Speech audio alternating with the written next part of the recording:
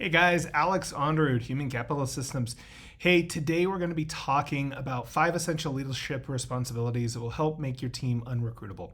And what does that mean? It means a lot of times right now there's a high turnover, high attrition. People are moving from place to place to place. And it's because they're not satisfied with where they're working. They don't leave because of the job they're doing. They often leave because of feeling a lack of support from leadership. But where does that actually come from? You see, the challenge is that a lot of leaders don't really understand their people. I recently became a dad. And by recently, I mean 3 years ago. Dear God, she's getting older. Anyway, so my daughter is absolutely amazing. I love her to death. And one of the things that I think I'm most proud of is when I look at my daughter and I say, "Who's the best?" She goes, "Me best, Daddy."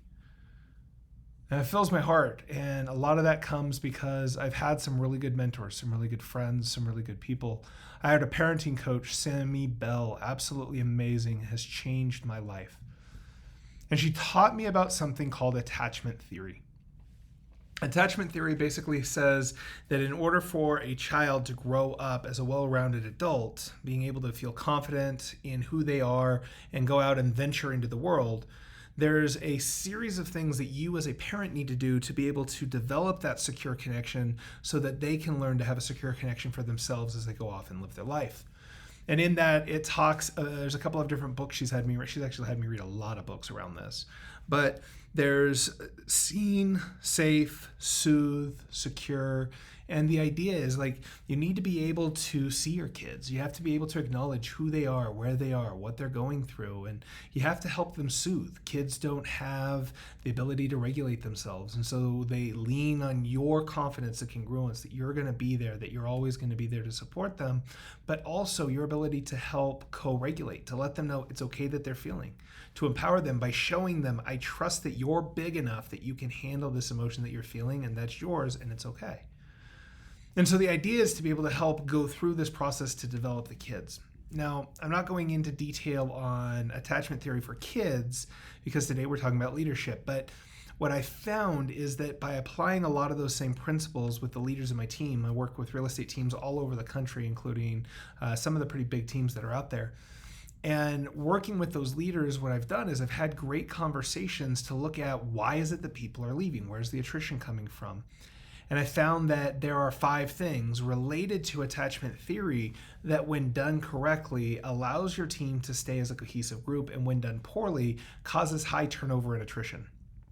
I was working with one team out of Washington State, and they were having up to a 60% attrition every year, and they were just struggling. They couldn't get it. We got their culture dialed in, but they were still having an attrition. When I was looking and talking with the leadership, where it kept breaking down was in doing these 5 things poorly, or even more so, doing them in the wrong order.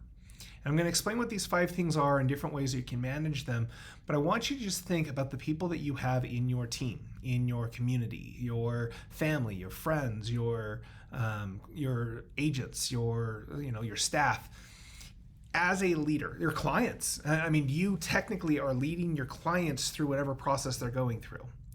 In order for your clients, your agents, for your people that you are leading to be able to grow, prosper, thrive, to be able to be empowered, you need to walk them through 5 things. They need to feel safe. They need to feel seen, safe, accepted, protected, and finally, empowered. I'm going to go through those again. In order for your people to feel secure, to be able to go out and face the world, to be able to be truly empowered, they need to have 5 things. They need to feel seen, safe, accepted, protected, and empowered. Now, a lot of people go, yeah, but you got to create a safe environment. You got to make sure that you're creating a safe environment. The problem is that if you don't see the individual, you can't help them feel safe because you don't recognize the threats they're going through, what they've got going on in their life. So if you don't understand who they are, what motivates them, what drives them, what is their baggage, where do they come from, if you don't take time to really learn your people, and you don't have to work really hard to learn your people, you just need to listen. Like, listen to what they're saying, ask questions, have genuine curiosity, get to know what's going on in their world, and assume that their world is right. You see, a lot of times it's like, oh, that's not the case here. Let me tell you what it really is. They don't feel seen. I was working with a team, and one of the leaders, they had an agent on their team, and they were making calls, and they're like, nobody answers the phone. And they go, that's not true. But people are answering the call. I go, that doesn't help me feel seen. You're literally just telling me I'm wrong. That doesn't help me feel seen. You need to walk them through this process. If instead you go, I can really appreciate how it feels when no one's answering the call. I mean, it must be hard to sit there. You pick up the phone, you dial, and no one answers a call. And they're like, yeah. I said, the thing is that we've got a pool. We've got this whole space that we can walk them through, helping them feel safe. This isn't a one-time thing. You're not going to die. Look, you're okay. Now, after you help someone feel seen and you help them feel safe, the next thing is they start to feel a little bit self-critical, because now you've helped me feel safe, but do you accept me? Are you okay? You see, there's another thing that I learned. It's called the hand model of the brain. And what happens is the thumb, let's say, represents the reptilian part of the brain, the fight, flight, faint, freeze. So that comes in. The palm represents the mammalian, accepted, that it's embraced, that it's connected. And then this is the neocortex. When someone's lid gets flipped, they lose the ability to be able to connect logical reason to what's going on in their brain because they're being triggered.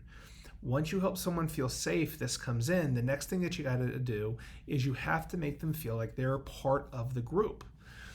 Mammals, in general, look for groups to create a level of security. I want to know that I'm accepted into this group. Are you friend or are you foe? Are you safe or are you going to kill me? And so we have this hardwired where we're looking for not necessarily a sense just of like, oh, you're amazing, you're great, but just a sense of acceptance, so that way I know that I can be in your presence without feeling like there is a threat. So the accepted is very important for community. And so when you're building your culture, creating a culture where everyone is accepted for who they are and that there's this embrace, that's why gossip needs to be killed if it's any part of your organization, because it creates an environment in which people aren't accepted, and that creates a feeling of lack of safety, which then makes it so people don't feel seen, and then they're gone. But if you can make it so that your people feel accepted, what that does is it builds the community in which to evolve, and the next thing they do is they look for the leader. The leader is the one who can keep them safe. Say that again. The leader is the one who can keep them safe. That's it.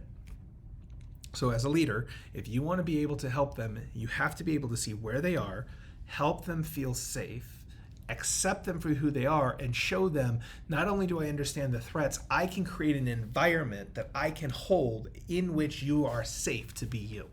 By creating that environment in which you are safe, I am creating a level of protection.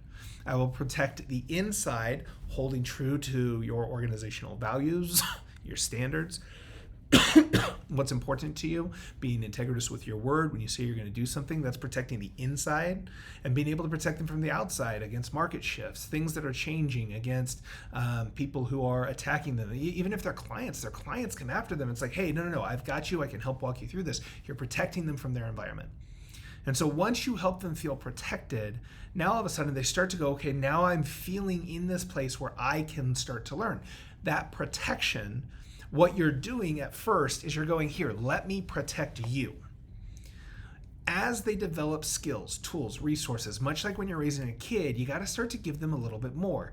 The next piece, after you protect them and they know that you're protecting them and they trust you as a leader, the empowerment comes from going, not only do I see you and you're safe, I accept you, I'm protecting you, but you can handle this on your own, and I know I'm right here, I'm with you, and you've got this. That level of confidence and congruence empowers them to be able to not need that protection as much, which is developing a secure relationship in which they're able to go out and thrive. Now, there are some leaders who go, yeah, but if I make them feel too empowered, they're going to go off and do their own thing. No, because you're still expanding that level of protection. Your job as the leader is continuing to expand that level of protection and allowing them to be empowered to handle the things they didn't used to while you continue to broaden, which is why you as a leader need to continue to develop yourself, build yourself, and grow.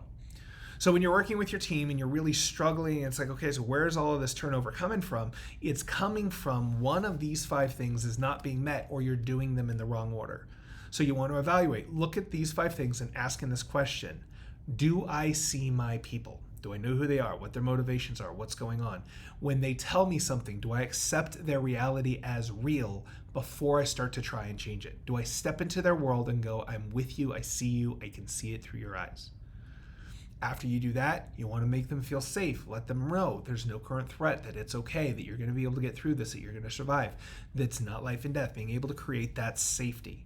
After you create the safety, you got to let them know, you know what, I care about you, I love you, I've got you, I see you. What you're really looking at is you want to create that level of acceptance where you, just you, are enough. Not what you do, not the systems, not the tools, not we've got a lot of the agents, a lot of the leaders are like, oh yeah, no, you've got the tools, you've got the systems, you've got all of these things. That doesn't mean the agent's okay. It doesn't mean the person's okay. You need to make them okay. These things can help make it easier for you, but trust me, I accept you, just you. You are enough. Then you create that level of protection going together. We're going to do this and I'll help you. We'll get there. And it's like, okay, somebody's going to protect me and keep me safe. Next time it comes up, you go, hey, we've had this conversation. What can we do to be able to elevate you? I think you can handle this. Hey, you've got this one. No. Give it a try. Let's go. Worst case scenario, it messes up and I'll work with you. We'll get it fixed. Try it. And you start to empower your team. So again, those 5 steps are: ask the question, do I see them? Do they feel safe? Do they know that I accept them? Do they feel protected? And what is the smallest next step, or what is the next piece I can do to help them feel empowered and to give them more responsibility so that they can grow and become self-sufficient? Anyway, I hope you guys have a wonderful night. This is a short video. Just wanted to get something up. I just got done at an amazing training. I just got done with Cheplak Live here at Lake Tahoe and had some powerful insights, lots of great takeaways. Want to let you guys know too, there's an event coming up October 15th. If anyone's interested, there is a link on the newsletter, or you can go to live.youdon'tknowdisc.com. It talks about the event. Not going to do a lot of promotion here. Just want you guys to know that on the 30th, prices are going up. So if you're interested, go check that out. And if you have questions, reach out, let me know, and put comments down below. Let me know what you think, what questions you have. I'll respond to the comments and we'll engage there, or I'll hop on and we'll do another video. Anyway, I want you guys to remember that reality isn't fact, reality isn't real. Reality is what you make it, so make it a great day. Take care, everyone. Bye for now.